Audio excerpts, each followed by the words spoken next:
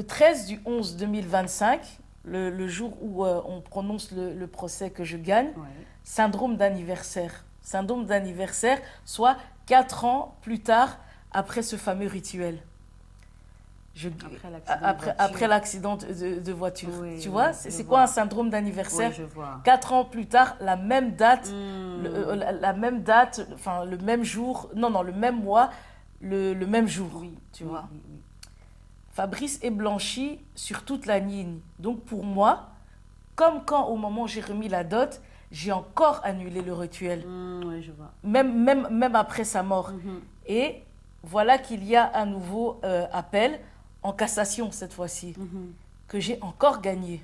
Et la partie adverse, cette fois-ci, s'est pliée. Ouais. Ils se sont arrêtés. Ah, ouais. Tu vois comment le fait de la puissance de ce témoignage, je suis sûre que tu vois, en n'étant pas, en restant dans le, si j'étais restée dans le mensonge, j'allais rester en fait dans cette position, comme au départ du premier procès, j'allais rester dans cette position d'échec. Mais je sais, tu vois, que regarde, je regarde la vérité et regarde comment sur le plan de la réalité, je gagne. Oui, tout Tu à vois. fait. Ça se retranscrit au niveau du tribunal. En fait. Exactement. Ta position, elle se retranscrit au niveau du tribunal. Exactement. Ouais, je vois. Et donc, tu vois que la nouvelle alliance, regardez la vérité, ça fait ses preuves. C'est ça. Même l'avocat, tu sais qu'est-ce qu'il m'a dit? Il m'a dit, j'ai rarement été jusqu'en cassation. Et sincèrement, moi, déjà, dès le premier procès, comme je vous disais, je n'aurais pas cru qu'on allait gagner. Ah ouais. Il me l'a dit, tu wow. vois. Et donc, tout ça, le poids de la vérité, ça parle. Oui, c'est ça. Et pour du coup revenir à ma sœur, tu te souviens, elle n'a pas d'enfant. Et comme ma grand-mère, au sein de la famille, elle jouait un peu les chefs, tu vois. Okay. Ma mère disait que sa propre mère, donc ma grand-mère, n'avait pas de fibre maternelle. Elle était plus tournée vers la politique, son travail. Elle était sage-femme et jouait les chefs de quartier en réglant les problèmes. Donc, en tant que mère, ma grand-mère a eu des enfants, mais était physiquement et émotionnellement absente à son rôle. Ouais. Et ma mère a dû jouer son rôle, porter sa charge, ses enfants quand il le fallait. Ma sœur incarne la situation de ma grand-mère. Ouais. Ça va? Je suis. Faut vraiment s'accrocher dans ces suis. parties. Hein, qui, dans son attitude, fonctionnait comme si elle n'avait pas d'enfant. Okay. Selon ce qui m'a été retourné. Et les répétitions de génération en génération, au fur et à mesure, en fait, quand la génération suivante paye, c'est toujours plus puissant. Okay. Déjà, tu vois que Adam et Ève ont une relation sexuelle, ils croquent la pomme, et dans la génération après, il y a la mort. Oui. Et donc, il y a le meurtre. Il y a le meurtre, tu vois, sont de plus en plus fortes. Donc, pour répondre au fonctionnement de ma grande sœur, ma sœur n'a pas d'enfant dans la réalité. Tu vois, donc, qu'est-ce qui se passe? Ma grand-mère, elle a des enfants, mais physiquement et émotionnellement, elle délaisse un peu son rôle. Et ce rôle qu'elle délaisse, en fait, c'est comme si, en fait, elle avait cette attitude invisible, comme si elle n'avait pas d'enfant. Et dans le cas de ma sœur, elle n'a vraiment pas d'enfant. Elle joue. Qui porte son nom. Voilà. Elle n'a vraiment pas elle n'a réellement pas d'enfant et elle expose les mêmes traits de caractère. Ok. Tu vois. Okay. Et quand je suis avec elle à la convention, tu te souviens à l'époque où j'ai fait une fausse couche au moment où elle est habillée justement en rouge et noir. Plus tard, quelques mois, voire je pense voire un an après la mort de Fabrice, elle tombe enceinte. Je rêve d'un bébé pendu. Elle perd son enfant, fait une fausse couche. Elle fait une fausse couche et tout. C'est comme si j'ai porté l'enfant perdu au moment de ma propre fausse couche. Ok. Au moment de ma propre fausse couche un an avant. Parce que j'étais enceinte en 2021 quand j'étais en sa présence. Et donc, enfant qu'elle portera aussi et qu'elle perdra. Comme je suis ma mère qui a porté symboliquement les enfants de sa propre mère, parce qu'elle était absente à son rôle maternel. Ah oui. Et donc, tu vois, moi j'ai eu un enfant, je fais une fausse couche, ça lui permet, ça lui permet elle, d'en avoir. Pourquoi je fais ce lien? Parce que quand j'ai fait mon cauchemar, ma sœur a dit qu'elle savait qu'elle allait perdre son bébé. Où est le lien?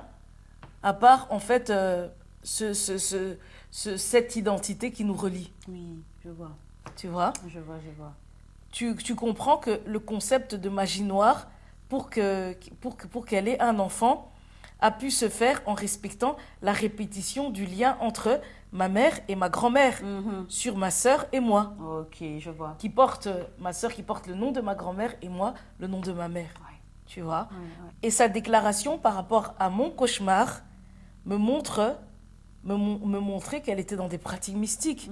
Parce que on ne fait pas ce genre on fait pas ce genre de déclaration. Ok. Ouais, c'est ça. Et donc, pour récapituler un peu les liens, les répétitions, les vols, donc transferts, il y a les identités attribuées à partir des noms pour ta sœur et toi, les répétitions au niveau des dates du procès, dont une en particulier qui témoigne d'un possible vol de destinée ou d'un possible transfert de la part de la cousine, de la tante, du frère. Aussi, oui, oui. Le procès gagné à cette même date. Et surtout, en fait, par rapport au procès, à l'accident, ce qui se passe ici, c'est oui, une répétition d'un rituel. Oui, tu vois. Oui, okay. Voilà, d'un rituel. Oui. Ok. Et du coup, le procès gagné à cette même date annulerait donc peut-être ces liens. Voilà, Okay. Exactement. Et alors... La victoire crée la défaite du rituel. La fin exactement. Du rituel. Et pour moi aussi, le moment où elle perd son enfant, ça va dans le même sens. Parce que je suis dans une période où, quand elle perd son enfant, moi, je suis quand même dans un lien où je continue à prier. Je suis toujours dans cette quête de comprendre. Je suis dans un deuil, mais je ne me détourne pas de Dieu. Oui, oui, je vois. Ok. Et alors, il y a les transferts entre sœurs, comme je disais, oui, concernant la grossesse. Ça fait quand même beaucoup, hein. Exactement. C'est énorme, ça fait déjà beaucoup. Donc tu vois, tu vois pourquoi j'associe... En fait, dire juste des liens traumatiques, on n'en voit pas le poids. Hein. Tu vois comment le transgénérationnel, ce qui est invisible, et le côté entité est puissant, tu vois. Oui. C'est lourd. Et comme je disais, en plus de la prière, si ce bébé n'a pas tenu chez elle, c'est également parce que je continue ce mouvement en sortant dans cette généalogie. Parce que, à savoir que ce travail thérapeutique, je l'avais commencé même avant même le décès de Fabrice, tu vois. Et là, je le continue à une échelle plus grande. Donc, ma fausse couche en 2021 devait servir à lui donner un enfant. C'est c'est mon malheur contre son bonheur. On est encore dans ce rapport de l'arbre de la connaissance du bien et du mal, comme l'accident et le mariage. Oui. Tu vois? Il y a toujours une dualité. Exactement.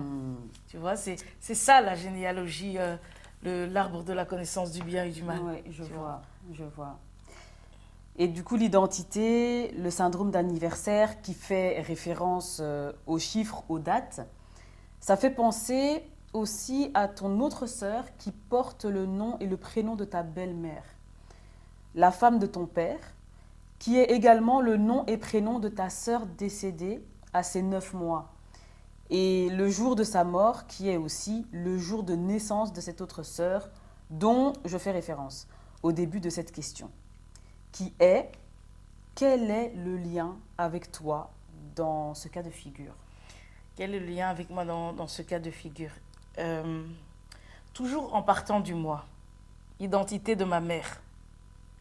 Ici, cette sœur qui porte le nom et prénom de la première femme de mon père, en réalité, repris le nom et prénom de la sœur décédée qui la précédait. Okay. Tu vois? Cette sœur, morte à 9 mois des suites d'une maladie en Afrique. la malaria. Ah, ok. Aucune des autres femmes de mon père, sauf la première, n'est venue en Europe. Seule ma mère a pu venir à cause du décès de cet enfant, Ok. ce qui a un impact non négligeable. Elle serait vivante. Est-ce que nous serions en Europe, en Belgique? Aurais-je rencontré Fabrice? Certainement pas. Ah ouais. Ça aurait tout changé, quoi. Ça aurait tout changé. Ouais.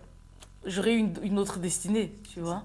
Parce que je pense que la seule personne qui avait le droit d'être en Europe était la première femme et ses enfants. Ouais. Selon ce que ma mère m'aurait avancé. Ok. Ici, c'est systémique, afin de souligner que nous sommes interdépendants et que chaque événement, heureux ou malheureux, donne une direction bien précise à la généalogie.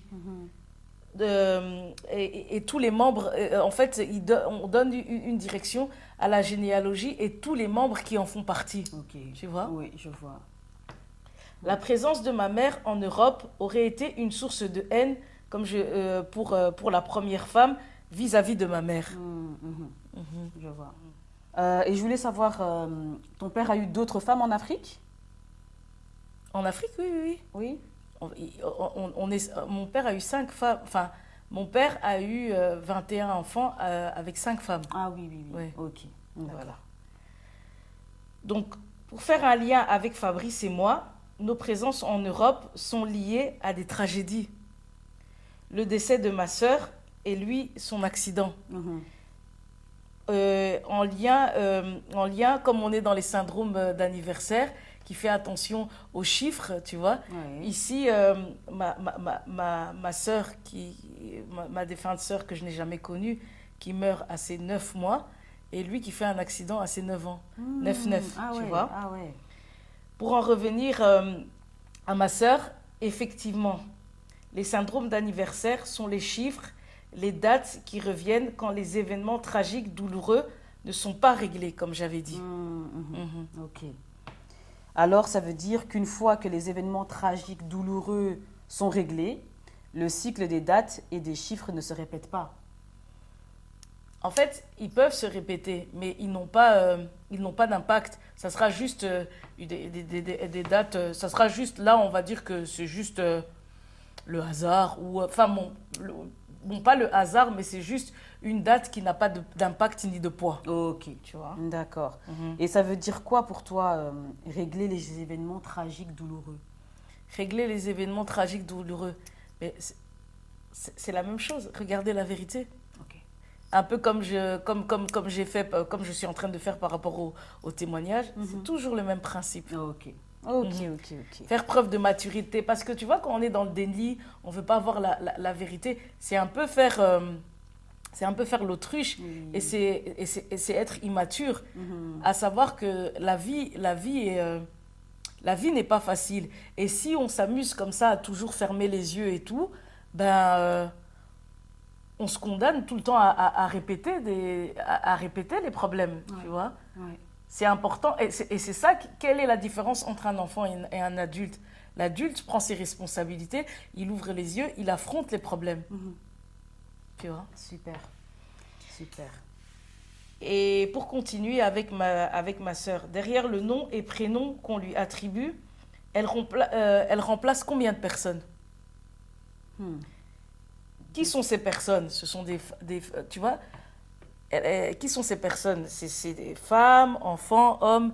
Derrière ce nom et prénom qu'on lui attribue, il y a combien de personnes? 2 personnes, non? 2 personnes. Il y a le bébé et la belle-mère. Qui? La belle-mère. Le bébé et la belle-mère. Donc une femme et un enfant. Ouais. La date d'anniversaire de mort est remplacée par sa naissance. Qu'est-ce qui se cache derrière cette naissance? La mort. Ok. Ah ouais. Donc, tu as bien répondu. Le tout rassemblé. Derrière le prénom, le nom, ainsi que la date d'anniversaire de mort, ça donne quoi? Ça donne 3 informations. Et c'est quoi ces 3 informations? L'information de mort. Mhm. Ça donne l'information de, de la belle-mère Mort, belle-mère. et l'information du bébé. Mort, belle-mère, bébé. Ouais. Ça te fait penser à quoi? Une femme qui a perdu un bébé mort. C'est ma mère.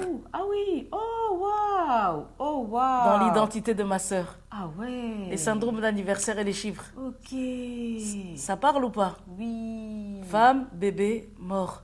Ah Donc, ouais. tu vois comment la situation n'est pas traitée et comment ça vient s'inscrire dans l'identité de ma sœur. Oui, je vois.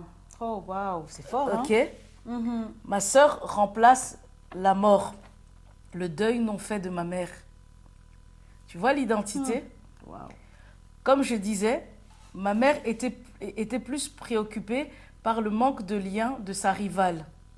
Et l'absence de mon père remettait en scène l'absence de son propre père biologique. Tu te souviens que ma mère n'a pas connu son propre père biologique. Elle l'a connu, elle le connaîtra que plus tard. Ok.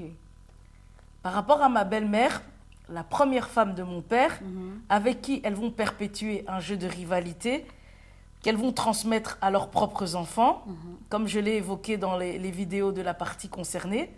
Pour moi, dans ce jeu de rivalité, ma mère recherche l'attention de cette femme et en tant que thérapeute, elle rejoue, selon moi, le manque d'attention qu'elle recherchait certainement à vouloir obtenir auprès de sa propre mère. Oui, je vois. Tu vois, qui est ma grand-mère maternelle. Tu vois? Et donc, c'est clair? Oui, oui, oui, c'est clair. Ok. Mon oncle... Oui, elle cherche l'attention de sa propre mère, mais comme elle ne l'a pas, elle va la rechercher, c'est sa belle-mère. Exact, comme elle ne l'a pas eu. Elle n'a pas eu. Tu vois? Oui. Comme je dis, quand on n'a pas réglé des choses, on les rejoue dans sa vie d'adulte. Ce qu'elle n'avait... En fait, le problème affectif avec sa mère, elle le rejoue dans la rivalité avec sa vie rivale. Je sais pas, en lingala on dit mbanda, mais en français, ouais, sa rivale. Et elle accepte aussi un mari qui est souvent absent, comme le père qui a souvent été absent. Oui. Tu vois comment... Son père à elle. Oui. Voilà. Je vois. Mon oncle, le frère de ma mère, me disait que ma grand-mère, leur mère, était une femme de très rabaissance et savait toucher là où ça faisait mal. Ok. Ce que cet oncle détestait. J'étais très proche aussi de mon oncle en question. Je pense que je l'ai déjà dit. Et cet oncle détestait cette attitude chez ma grand-mère et que ma mère a reproduit dans son comportement. C'est quelqu'un qui, lorsqu'elle a l'occasion, peut très vite te rabaisser et te blesser là où elle est sûre que ça va t'atteindre. Tu vois, elle est comme ça. Ok. Et c'est sans jugement. J'explique juste, tu vois. Là où c'est aussi quelqu'un d'accueillant, de sociable, mais c'est un défaut que j'expose, tout comme on en a tous. Bien sûr. Ok. Ma sœur, celle qui porte le nom de la défunte sœur et de ma belle-mère, elle a eu 11 enfants. Ok.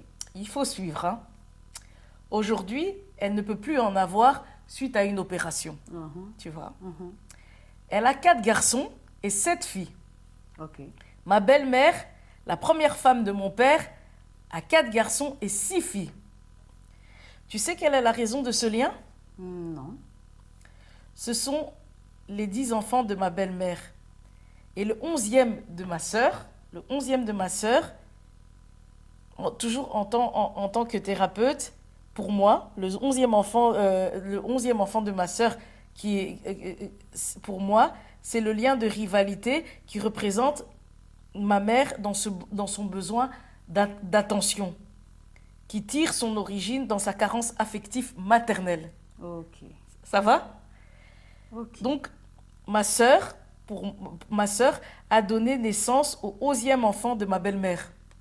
11e enfant de ma belle-mère, qui est le désir de ma mère d'être acceptée par la première femme. Oui, comme sa fille. Voilà, par la première femme.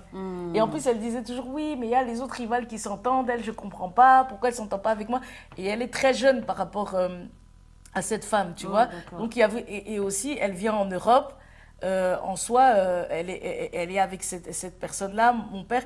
Donc, il y a encore, elle est à 8000 km, si pas plus, vu que ma mère, sa famille, la plupart, ils sont encore dans son village natal, à Mbujimayi, tu vois. Donc, il y a aussi ce côté où elle n'est pas vraiment dans ce truc de rivalité, de père. Elle considère ces personnes comme sa famille, tu vois. Il y a un lien d'attachement. Oui. Et donc, comme je disais, c'est sa 7e fille. Et tu sais, le pire, hein, une des filles de cette première femme, ma belle-mère, porte le même prénom que ma mère. Ah ouais. Le même prénom que ma mère.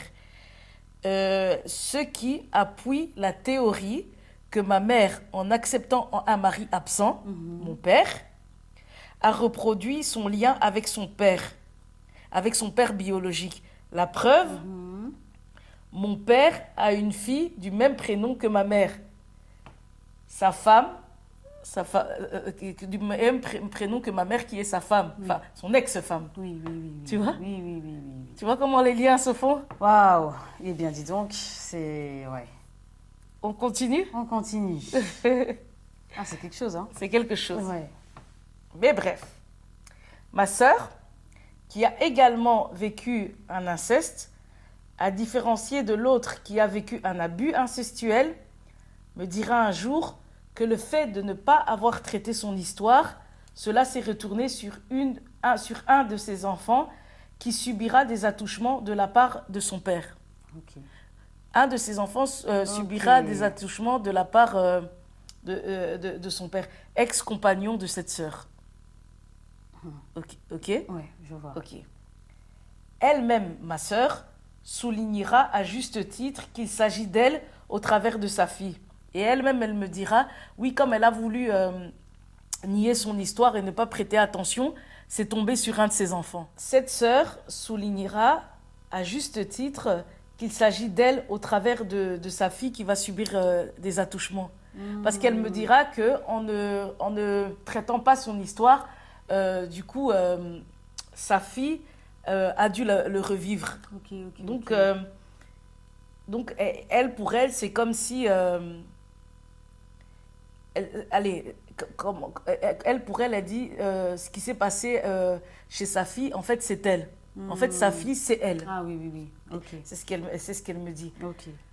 S'il s'agit d'elle au travers de sa fille, résultat, si c'est ma sœur qui a le prénom et nom de la première femme de mon père, il s'agit de ma belle-mère.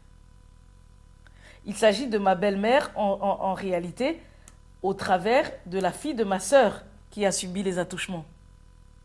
Ok, il faudrait répéter. Donc, on va étape par étape. Ma belle-mère, ma sœur dit, je n'ai pas traité mon histoire, donc ça s'est répété chez un de mes enfants. Mais ma sœur a l'identité de qui? De ta belle-mère. Donc, on peut se dire que ma sœur dit que c'est elle, mais on peut se dire aussi que c'est ma belle-mère. Ok. En termes d'identité. Oui, effectivement. En termes d'identité. Je suis. Donc, la première femme de mon père. Et la preuve qu'il s'agit bien de la première femme de mon père et de ma belle-mère, est que si l'enfant est ma belle-mère, si l'enfant est ma belle-mère dans l'identité de ma sœur, si l'enfant est la belle-mère dans l'identité de ma sœur qui dit que c'est elle parce qu'elle n'a pas réglé son problème d'abus, son propre problème d'abus, on en revient au nombre de ses enfants. Ah ouais. 4 garçons et 6 filles. Ok. Donc, dans la génération de ma sœur, ma mère, le 11e enfant, est vivante. Et au niveau de la génération des enfants de cette même sœur, la haine de ma belle-mère peut se définir par le fait qu'elle a réussi à la tuer dans la génération suivante. Ok. Tu vois, la symbolique, et même dans la symbolique, je dis la génération suivante paye toujours le prix fort, tu vois, dans la génération suivante. Et elle a la vie qu'elle a, et du coup, ma belle-mère, la première femme de mon père, a la vie qu'elle a toujours souhaitée. Un mariage monogame, si ma mère est morte. Ok. Tu vois. Tu te souviens, au deuil de mon père? Attends. Ah oui. Et donc, ta mère a toujours voulu être acceptée. Je vais récapituler un peu. Hein. Ta mère a toujours voulu être acceptée par sa rivale, plus âgée qu'elle. De même qu'elle avait toujours voulu être acceptée émotionnellement par sa propre mère, donc par ta grand-mère. Oui. Mais ce n'était pas le cas. Ça, ouais. Moi, je pars du principe que c'est inconscient. Hein. Oui. Tu vois. Oui. Ok. N'ayant pas travaillé sur elle par rapport à ça. En vérité, être avec sa rivale, ce n'est pas le problème. Comme j'ai dit, quand vous ne réglez pas une situation passée, elle se répète. En soi, le problème n'est pas la rivale. Là, c'est vraiment la thérapeute qui parle. C'est vraiment psychologique. En fait, c'est comme si, en fait, il faut pas s'arrêter sur le lien entre les rivales. Non. C'est juste que ma mère rejoue son problème affectif. J'avais parlé de Fabrice et sa carence affective. Il rejouait sa carence affective, le fait qu'il n'a pas grandi avec ses parents, il rejouait ça avec ses amis et tout ça. Ma mère, ici, le problème n'est pas la rivalité. Le problème est que, comme elle n'a pas traité son problème relationnel avec sa mère, ça se rejoue dans la rivalité. Et donc, elle essaye de continuer. En fait, elle recherche toujours cette affection au travers d'une personne qui la rejette, qui est une femme et qui la rejette. Ça aurait marché avec n'importe qui, avec n'importe quelle personne dont elle serait proche et qui la rejetterait, comme sa mère l'a fait enfant. Et donc, elle va toujours rechercher à recréer ce lien. Ok, je vois. Tu comprends? Je vois. Peu importe, ça aurait été la voisine, le truc, dès qu'elle se serait sentie rejetée et qu'elle serait proche, du coup, ça va enclencher son lien, sa rupture, son lien mère-fille. Oui, je vois. Et donc, même indépendamment de sa volonté, c'est comme si dans ce cas-là, elle est dans une position de sacrifier. Et donc, ce côté-là et tout va l'attirer. Ok, ouais, je vois. Ouais. Je vois. Et du coup, ta sœur vivra un inceste qu'elle ne prendra pas le temps de travailler. Donc, sa fille va aussi vivre un inceste. Exactement. C'est ça? Oui. Et au travers de l'inceste de sa fille, elle prend la place de sa fille. Mais comme ta sœur est aussi la belle-mère, au lieu que le nombre d'enfants de ta sœur soit 10 plus 1, le 1 étant sa fille, alors ça devient 10 plus 1, le 1 devenant ta sœur. Exactement. Mais comme ta sœur a l'identité de ta belle-mère, le 10 plus 1, ça devient 10 plus 1, mais le 1 devenant la belle-mère. Exactement. Ok. Et on retrouve donc bien le nombre d'enfants de ta belle-mère, si on la retire du lot. Donc il y a 10 enfants. Si on retire la fille qui devient la belle-mère, il y a 10 enfants et c'est exactement 4 garçons, 6 filles, le nombre de ma belle-mère. Tu vois? Ok. Du coup, au lieu que ce soit ta mère qui prenne la place de la fille de ta sœur, c'est plutôt la belle-mère qui prend cette place-là. Exactement. Ok. Éjectant ainsi ta mère au travers de sa haine. Et donc, cette haine-là, c'est encore dans l'invisible. Hein. Mais dans l'invisible, dans les générations, ça s'inscrit. Oui, dans l'inconscient. Ça crée quelque chose. Ok. Tu vois? Oui. Et d'où le fait d'avoir réussi quelque part à tuer ta mère. Exactement. C'est un peu ça le DIP. Hein. Aussi, tu vois, le concept de le DIP. On dit que, la petite fille est amoureuse de son père, donc elle tue la mère, symboliquement. Et inversement, le petit garçon, en soi, le DIP, c'est le petit garçon qui tue le père pour être marié à sa mère. Toutes ces pensées invisibles, elles s'inscrivent dans les liens, dans les relations. Waouh. C'est vraiment une bataille au travers de plusieurs générations, en fait. Exactement. Eh bien.